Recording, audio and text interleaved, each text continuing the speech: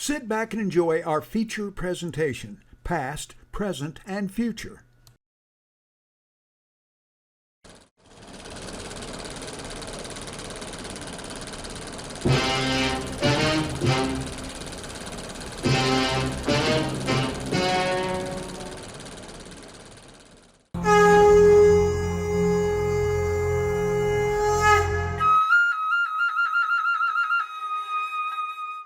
"37 years ago, this guy and this guy, along with all of these guys, wrote, sang, and recorded a song to save the starving children of Africa.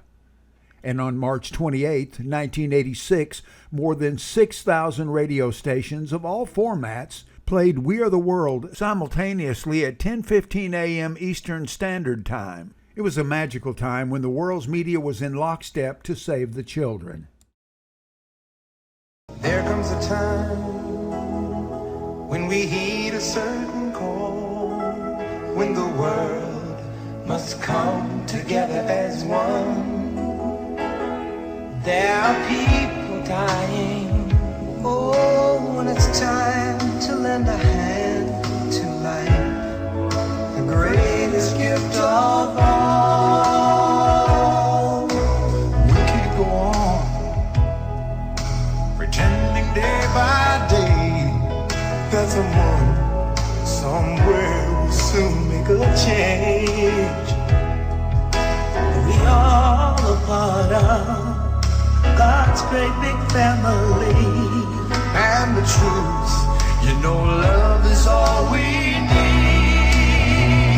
We are the world, we are the children, we are the ones who make it brighter than day, so let's start giving.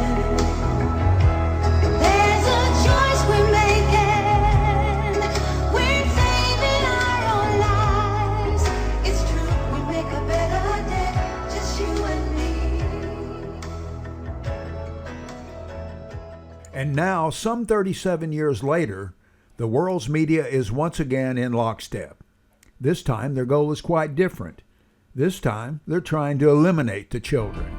If you rely on these media sources for your news and information, you probably don't know that nearly the entire world is near revolution.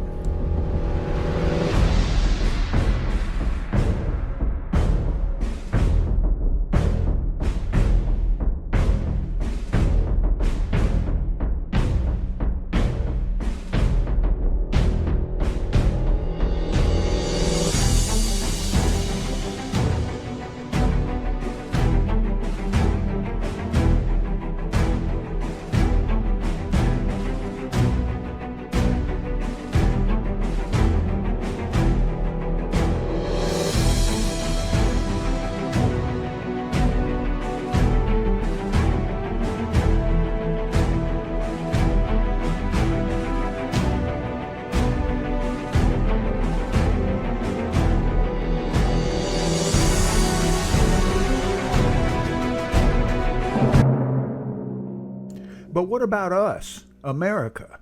Why haven't we taken to the streets? Why have they treated us with kid gloves? It's simple. Only 2 states would put up with such draconian measures, such as lockdowns, vaccine passports, and mandatory vaccines across the board, now that we saw 2 weeks to flatten the curve turn into 2 years of fear-mongering and deception. With us, they're trying something different. The former vice president is peddling more fear by warning Americans about a dark winter, a winter of severe illness and death. Operation Dark Winter was a roundtable exercise held on June 22nd and 23rd, 2001, portraying a fictional scenario depicting a covert smallpox attack on U.S. citizens. But since smallpox was eradicated from our planet in 1979, no worries. So to make it scarier, the powers that be made sure that 15 vials labeled smallpox were found at a Merck research lab in Pennsylvania. But they've made that quite obvious. So could it be like a magician who wants us to watch one hand while it's the other hand we should be watching?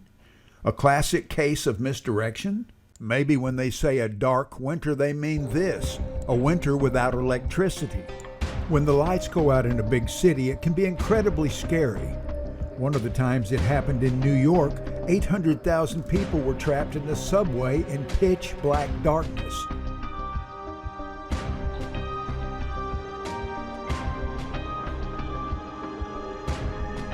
People not near their homes would seek safety in hotel lobbies, and walking on sidewalks is the same as walking down a dark alley.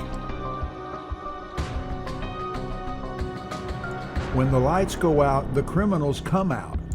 If this happens, grocery stores with alternative power sources will be emptied in a day or two. Grocery stores with no alternative power sources could be emptied overnight by looters. People living in the cities will cower in their apartments worrying about the intruders coming in to take their food and valuables, and when the food runs out, what will they do then to survive? Also, looters sometimes burn buildings after they finish looting them. This only adds to the worry of those cowering in their apartments. And after the city is depleted, the hordes of looters will head to the suburbs. With all of this happening, the public will be desperate for safe spaces. So empty superstores will be used as shelters where the public can go for food and safety until they can be moved to more permanent housing in FEMA camps. While in Germany, the people had to be forced into the camps by armed military, in the U.S. they will go voluntarily. In fact, they will demand it.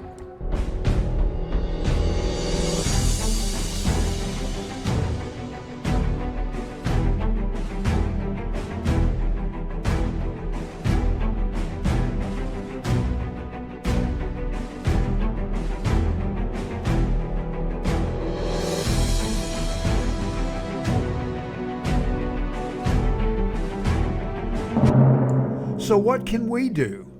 We can't defend ourselves against an armed mob. We can't survive without electricity. We don't own a farm. We don't know how to grow and can food. Everyone tells us the problems, but nobody ever tells us any solution. Please tell us what to do. See next video, what to do.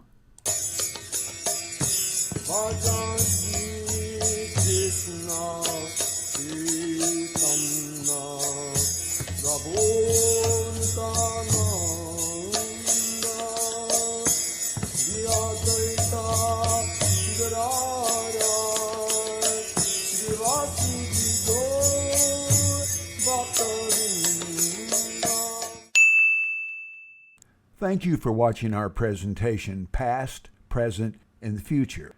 The next video in the series will be What to Do.